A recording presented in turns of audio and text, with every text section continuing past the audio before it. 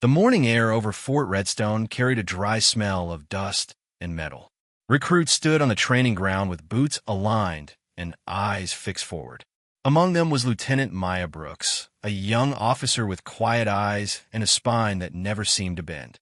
She had transferred into the unit only 2 weeks ago, and already people whispered that she ran farther than most and spoke less than all. Captain Daniel Hale watched the formation from the shadow of the bleachers. He was a soldier's soldier with scar lines that only years of sun and sand can right. His voice had the kind of power that settles people before it even arrives. He had no patience for sloppy timing or uncertain judgment. The mission brief for the mountain exercise was simple. The convoy would depart before sunrise. The lead vehicle would carry comms and medical. The last vehicle would carry redundancy kits, and Maya had been assigned to confirm the kits before wheels up. By noon, the convoy returned early and dusty with a problem that hung like heat over a highway. The redundancy kits had been loaded into the first truck by mistake, and medical supplies had been delayed at the Ridge checkpoint. Nobody was injured. Nobody was lost. But the error could have mattered in a place where minutes move like glass. Captain Hale called for a halt and ordered the team to the center of the field. He asked for the officer responsible. Maya stepped forward with her helmet tucked under her elbow. She said the mistake was hers. The formation waited for thunder, and there it came. His voice cut through the open space and through the air between them. He reminded her that the job is to protect people before the problem happens. He said the job is to prevent the headline and not to explain it. He told her that if the field had been real and not practice, someone could have paid for the mistake with something that never returns. Maya held her position. She did not argue. She did not look away. She simply received the storm and kept breathing.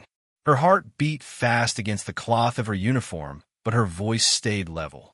She said the error came from a last-minute change in loading when a driver reported a transmission noise. She said she made a judgment to swap trucks and failed to swap the manifest. She said she would own it and she would fix it and it would not happen again. The formation watched a quiet kind of strength that does not need applause. Hale dismissed the unit and ordered Maya to meet him in the motor pool. They stood beside a truck that was still warm from the road. He asked her what she had learned. She said the list is long. She said the list begins with the comm to slow down when a clock is loud. He looked at her face for signs of excuse and found none. There was no tremble of blame. There was only a young officer who cared about the people who ride in the trucks more than she cared about the comfort of being liked. He ordered a full after-action review for evening. In the review room, the whiteboard filled with timelines and arrows. Driver spoke. Comm spoke. The medic spoke. Maya kept notes and asked for clarity instead of comfort. She proposed a fix that surprised the room with its simplicity. She suggested color-coded tags for all loads that match color magnets on the dispatch board. She suggested a final call and response at the gate where the lead and tail vehicles read out their cargo, and each section chief confirms out loud. She suggested a practice drill every Friday that takes less than 10 minutes and forces the muscle to learn before a crisis tries to teach it. The captain dismissed the unit and asked Maya to walk with him along the track. He told her a story from years back when he was the one who loaded a wrong crate and a medic had to improvise with a torn shirt and a prayer. He said he wished he had learned the lesson the way she did.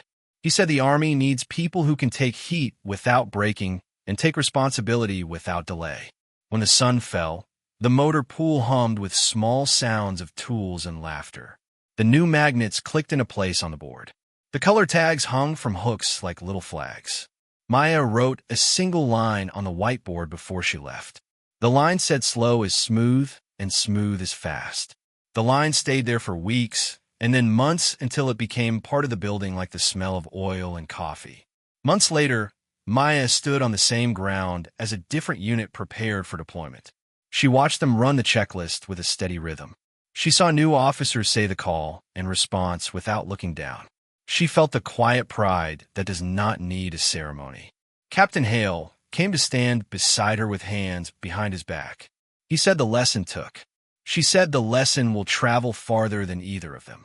He nodded, and for a moment, they were just two people who had chosen the same road for the same reason. That night, Maya called her mother and told her about the week and the work and the noise of the field. Her mother listened and then said the only sentence that seems to matter when the world is heavy. She said, "I am proud of you." Maya closed her eyes and let the words settle like rain. She knew mistakes would still happen. She knew some storms would be louder than this one. She also knew something else that would not move. She knew that respect is not a gift given by rank. Respect is a practice made of choices. She knew that leadership is a promise, and that a promise is nothing until it is kept. The lights over the field clicked off one by one.